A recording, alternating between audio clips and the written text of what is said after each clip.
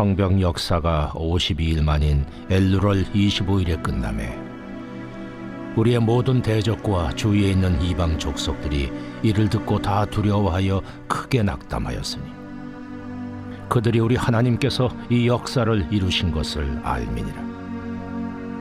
또한 그때 유다의 귀족들이 여러 번 도비아에게 편지하였고 도비아의 편지도 그들에게 이르렀으니 도비아는 아라의 아들 스가냐의 사위가 되었고 도비아의 아들 여호하난도 베레기야의 아들 무슬람의 딸을 아내로 맞이하였으므로 유다에서 그와 동맹한 자가 많음이라. 그들이 도비아의 선행을 내 앞에 말하고 또 내 말도 그에게 전하매 도비아가 내게 편지하여 나를 두렵게 하고자 하였느니라. 제7장. 성벽이 건축되매 문짝을 달고 문지기와 노래하는 자들과 레위 사람들을 세운 후에 내 아우 하나니와 영문의 관원 하나냐가 함께 예루살렘을 다스리게 하였는데 하나냐는 충성스러운 사람이요 하나님을 경외함이 무리 중에서 뛰어난 자라. 내가 그들에게 이르기를 해가 높이 뜨기 전에는 예루살렘 성문을 열지 말고 아직 파수할 때에 곧 문을 닫고 빗장을 지르며 또 예루살렘 주민이 각각 자기가 지키는 곳에서 파수하되 자기 집 맞은편을 지키게 하라 하였노니 그 성읍은 광대하고 그 주민은 적으며 가옥은 미처 건축하지 못하였음이니라. 느헤미야의 주도하에 진행된 성벽 재건 공사는 모든 과정이 순탄하기만 했던 것은 아니었습니다. 대적들의 지속적인 방해가 있었고 느헤미야를 죽이려는 음모도 있었습니다. 그러나 그 모든 어려움 속에서도 성벽 재건 공사는 하나님의 은혜 가운데 끝이 납니다. 무너진 성벽은 거의 140여 년이 넘는 기간 동안 방치되어 있었지만 느헤미야의 지도와 많은 사람들의 헌신과 동역을 통해 52일 만에 끝이 납니다. 말씀을 읽어보면 성벽이 재건된 뒤에 매우 흥미로운 상황이 이어지는데요. 성벽 재건을 방해하던 세력들과 주변의 이방 민족 사람들은 성벽이 완성된 소식을 듣고 두려워하였고 크게 낙담하였습니다. 왜 그들은 낙담했을까요? 무엇보다 예루살렘 성벽의 재건을 어떻게 해서든 막으려고 노력했기 때문입니다. 그렇게 방해했던 세력들은 느헤미야와 성벽 재건을 위해 힘쓰는 유다 백성들을 때로는 조롱하였고 협박하였고 모함하였습니다. 그런데 그러한 불의한 노력에도 불구하고 성벽이 재건됩니다. 그리고 그들은 하나님의 뜻이 이루어질 때 낙심을 합니다. 15절과 16절 말씀입니다.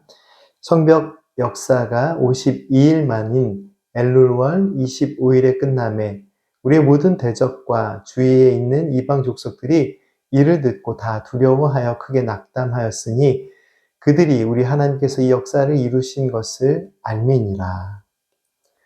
이 말씀 속에 기록된 불의한 자들의 특징이 무엇인가요? 하나님의 선하신 뜻이 이루어질 때 불의한 생각을 품고 악한 일을 행하는 자들은 낙심합니다. 그리고 이 말씀에서 중요한 부분이 하나 있습니다. 하나님께서는 불의한 자들의 뜻을 꺾으셨고 그들을 두려움 속에 몰아 넣으셨습니다.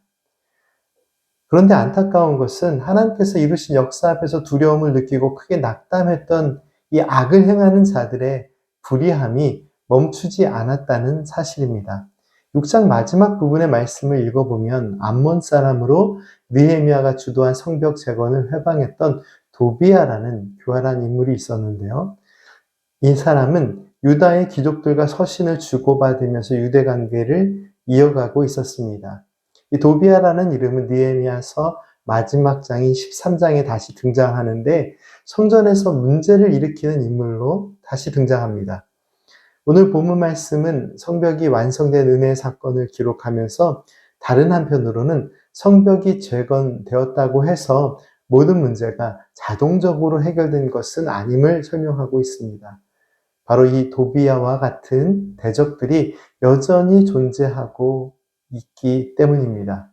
느헤미야는 예루살렘 성벽의 재건과 함께 예루살렘 성을 잘 지키고 보존하는 일에도 큰 관심을 기울입니다. 느헤미야는 먼저 성전문을 지키는 사람들과 노래하는 사람들을 세웠고 레위 사람들을 세워서 성전 입구를 지키고 성전 주변을 잘 관리할 수 있도록 합니다. 느헤미야의 아우인 하나니와 하나님을 경외하는 충성스러운 관원 하나냐가 예루살렘 성을 지키는 일에 쓰임을 받습니다. 그리고 이와 같이 충성스럽고 신실한 백성들이 느헤미야와 함께 예루살렘 성벽 공사를 완수하였고 또 함께 성을 지키고 관리하는 일에도 힘을 다합니다. 오늘 말씀의 내용을 묵상하면서 중요한 부분을 확인할 수 있는데요. 무너진 성벽을 재건하는 사역처럼 눈앞에 완수해야 할 사명들이 있을 때 하나님의 인도하심을 따라 신실하게 그 사명을 완수하는 것은 큰 의미가 있습니다. 그리고 또 하나 중요한 부분이 있습니다. 무너진 성벽을 다시 세우는 것에서 우리의 삶의 노력이 끝나는 것이 아닙니다. 성읍의 원래 모습을 다시 회복할 뿐만 아니라 더욱 새롭게 하시는 하나님의 은혜의 뜻을 따라서 믿음의 삶을 다하는 사명이 남아 있습니다. 무엇보다 그러한 모든 사역들을 통해 크고 깊은 은혜의 길로 인도하시는 하나님의 도우심을 기억하면서 깨어 살아있는 믿음으로 영적인 삶을 살아감이 중요함을 오늘 말씀은 선포하고 있습니다. 함께 기도드리겠습니다. 사랑과 구원의 하나님, 성벽을 다시 완성하는 어려운 작업처럼 저희들의 삶에는 믿음과 소망으로 감당해야 할 많은 사역들과 사명들이 있습니다. 저희들이 그 모든 일들을 감당할 때 비록 어렵고 힘든 일이지만 풀어야 할 문제들에만 집중하지 않고 도우시고 지키시는 하나님의 은혜를 바라보며 늘 깨어있는 믿음 안에서 생명의 삶을 살게 하옵소서. 돌보시고 인도하시는 하나님의 은혜로 모든 것을 믿음과 지혜로 감당하게 하옵소서. 예수님의 이름으로 기도드립니다. 아멘.